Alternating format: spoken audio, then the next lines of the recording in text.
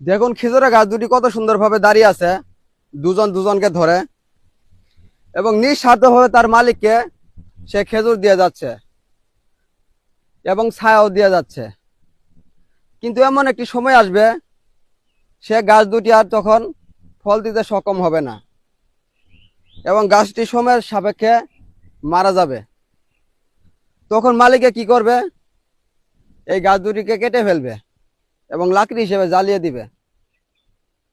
ঠিক মানুষের ক্ষেত্রেও তাই।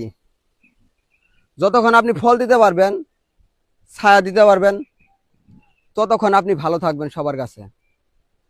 যখন আপনি ফল এবং ছায়া দিতে পারবেন না, তখন ঠিক এই খেজুরের গাছ দুটির মতোই আপনাকেও ছুঁড়ে ফেলা হবে, আপনাকেও আর তখন মূল্যায়ন করা হবে না। তাই সময় থাকতে নিজেকে মূল্যায়ন করুন এবং নিজেকে গুরুত্ব দেন।